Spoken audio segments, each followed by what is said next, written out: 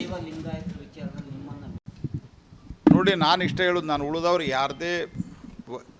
ಯಾರಿಗೂ ನಾನು ರಿಪ್ಲೈ ಕೊಡೋಕ್ಕೆ ನಾನು ಹೋಗಲ್ಲ. ನಾನು ನಿನ್ನೆನೂ ಹೇಳಿದ್ದೇನೆ, ನಮ್ಮ ಕ್ಷೇತ್ರದಲ್ಲಿ ನಾನು ಲೋಕಸಭಾ ಸದಸ್ಯನಾದಾಗಿನಿಂದ ನಮ್ಮ ಪಕ್ಷ 8 ಪೈಕಿ 7 ಜನ ಅದೇ ಸಮುದಾಯದವರಿಗೆ ಕೊಟ್ಟಿದೆ. ಅವರಿಗೆ ಇಲ್ಲೇ MR ಪಾಟೀಲರು ನಿಂತಿದ್ದಾರೆ. ಕಾಯ ವಾಚ ಮನಸ ನಾನು ಕೆಲಸ ಮಾಡಿದ್ದೇನೆ. ನಮ್ಮ ಪಾರ್ಟಿಯಲ್ಲಿ ಯಾವುದೇ ಜಾತಿ ಮತ ಭೇದ ಇಲ್ಲ, ಎಲ್ಲ ಸಮುದಾಯಕ್ಕೂ ನಾವು ಅವಕಾಶ ಕೊಟ್ಟಿದ್ದೇವೆ, ಅದು ಮೇಯರು ಇತ್ಯಾದಿ ಮಾಡೋ ಮುಂದೆ. ಹಾಗಾಗಿ ನಾನು ನಿನ್ನೆನೂ ನೀವು ಕೇಳಿದ್ದೀರಿ ಈ ವಿಷಯದಲ್ಲಿ, ಪೂಜ್ಯ ದಿಂಗಾಲೇಶ್ವರ ಶ್ರೀಗಳು ನನಗೆ ಅತ್ಯಂತ ಶ್ರದ್ಧಾವಂತರು ಇದ್ದಾರೆ. ಅವರು ನಾನು ಶ್ರದ್ಧೆಯಿಂದ ನೋಡಿದ್ದೇನೆ ಅವ್ರನ್ನ. ಅವರು ದೊಡ್ಡ ಸ್ವಾಮಿಗಳು. ನಾನು ನಿನ್ನೆನೂ ಹೇಳಿದಂತೆ ಬಹಳ ವರ್ಷಗಳಿಂದ ನನಗೆ ಪರಿಚಯ, ನನಗೆ ಸದಾಕಾಲಕ್ಕೂ ಆಶೀರ್ವಾದ ಮಾಡಿದ್ದಾರೆ. ಸದಾಕಾಲಕ್ಕೂ ಎಲ್ಲ ಸಮಯಕ್ಕೂ ನಾನು ಅವ್ರನ್ನ ಚುನಾವಣೆಗಿಂತ ಮೊದಲು ಒಂದಿಲ್ಲ ಒಂದು ಸಮಯದಲ್ಲಿ ಭೇಟಿ ಮಾಡಿದ್ದೇನೆ. ಅವರು ನನಗೆ ಆಶೀರ್ವಾದ ಮಾಡಿದ್ದಾರೆ. ಆ ಮಠಕ್ಕೂ ನಮಗೂ ಅವಿನಾಭಾವ ಸಂಬಂಧ ಇದೆ. ದಿಂಗಾಲೇಶ್ವರ ಶ್ರೀಗಳಿಗೂ ಏನಾದರೂ ತಪ್ಪು ತಿಳುವಳಿಕೆ ಆಗಿದ್ದರೆ ಅದನ್ನು ನಾವು ಸರಿಪಡಿಸ್ತೇವೆ, ಮತ್ತು ತಪ್ಪಾಗಿದ್ದರೆ ಅದಕ್ಕೆ ನಾವು ಅವ್ರಿಗೆ ಕ್ಷಮೆ ಕೇಳಲಿಕ್ಕೂ ನಾನೇನು ಇಂಥದ್ದು ನೀವು ತಪ್ಪು ಮಾಡಿದ್ದೀರಿ ಅಂದರೆ ಕ್ಷಮೆ ಕೇಳಲಿಕ್ಕೂ ನಂದೇನು ಹಿಂಜರಿಕೆ ಇಲ್ಲ. ಅವ್ರನ್ನ ಅತ್ಯಂತ ಧಾರ್ಮಿಕ ನಾಯಕರವರು, ಅವ್ರ ಬಗ್ಗೆ ನಮಗೆ ಶ್ರದ್ಧೆ ಇದೆ. ನಾನು ಯಾವುದೇ ವೈಯಕ್ತಿಕ ಟೀಕೆ ಟಿಪ್ಪಣಿಗಳಿಗೆ ಉತ್ತರ ಕೊಡಲ್ಲ, ಮತ್ತು ಆ ವಿಷಯದ ಬಗ್ಗೆ ನಾನು ಚರ್ಚೆಗೆ ಹೋಗಲ್ಲ. ನಾನು ಚರ್ಚೆಗೆ ಹೋಗೋದಿಲ್ಲ. ನಿನ್ನೆ ಹೇಳಿದ್ದೆ, ಅವ್ರು ಏನು ಹೇಳಿದ್ದು ಎಲ್ಲವೂ ನನಗೆ ಆಶೀರ್ವಾದ. ನಾನು ಆ ಚರ್ಚೆಗೆ ಹೋಗೋದಿಲ್ಲ. ನಾನು ಈ ಸಂದರ್ಭದಲ್ಲಿ ಉತ್ತರ ಕೊಡೋದು ಸೂಕ್ತ ಅಲ್ಲ ಅಂತ ನಾನು ಭಾವಿಸ್ತೀನಿ.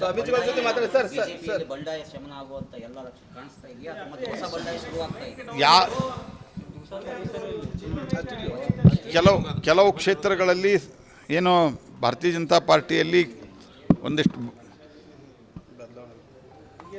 ದುಃಖ ದುಮ್ಮಾನ ಮತ್ತು ಬಂಡಾಯ ಅನ್ನುವಂಥ ವಿಷಯದಲ್ಲಿ ಮಾತುಕತೆ ನೀವು ಮಾಡ್ತಾ ಇದ್ದಾರೆ. ಅಲ್ಲಿ ಎಲ್ಲವೂ ನಮ್ಮ ಮಾತುಕತೆ ಆಗಿದೆ. ಉದಾಹರಣೆಗೆ ದಾವಣಗೆರೆಯಲ್ಲಿ ಆಗಿದೆ, ಈಗ ರಾಯಚೂರದ್ದೊಂದು ಉಳಿದಿದೆ, ಅದನ್ನು ಸರಿ ಮಾಡ್ತೀವಿ. ಸ್ವಾಮೀಜಿಗಳ ಜೊತೆಗೆ ಮಾತಾಡಿದ್ರೆ ಇಲ್ಲ, ನಾನು ಹೇಳಿದ್ನಲ್ಲ, ನಾನು ಅವರು ಸಮಯವನ್ನು ಕೊಟ್ಟರೆ ನಾನು ಮಾತುಕತೆ ಮಾಡಲಿಕ್ಕೆ ಸಿದ್ಧನಿದ್ದೇನೆ.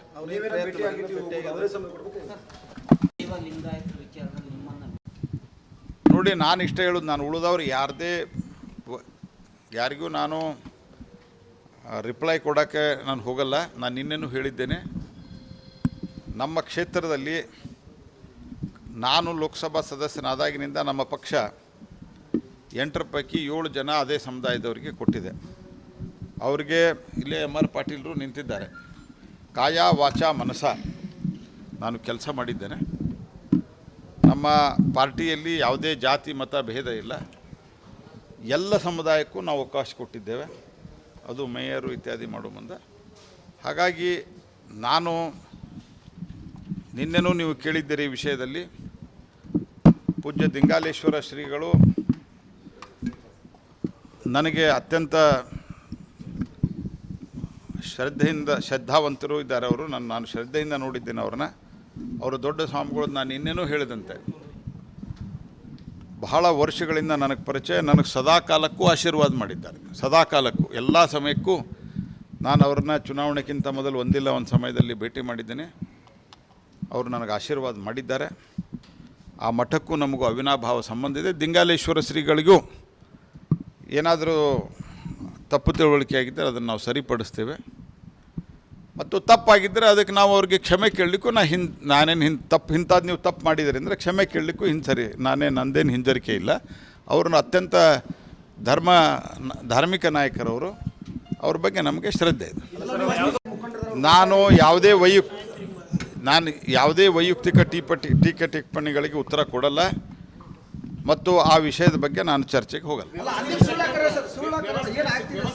ನಾನು ಚರ್ಚೆಗೆ ಹೋಗೋದಿಲ್ಲ. ನಿನ್ನೆ ಹೇಳಿದ್ದೆ, ಅವ್ರು ಏನು ಹೇಳಿದ್ದು ಎಲ್ಲವೂ ನನಗೆ ಆಶೀರ್ವಾದ. ನಾನು ಆ ಚರ್ಚೆಗೆ ಹೋಗೋದಿಲ್ಲ. ನಾನು ಈ ಸಂದರ್ಭದಲ್ಲಿ ಉತ್ತರ ಕೊಡೋದು ಸೂಕ್ತ ಅಲ್ಲ ಅಂತ ನಾನು ಭಾವಿಸ್ತೀನಿ.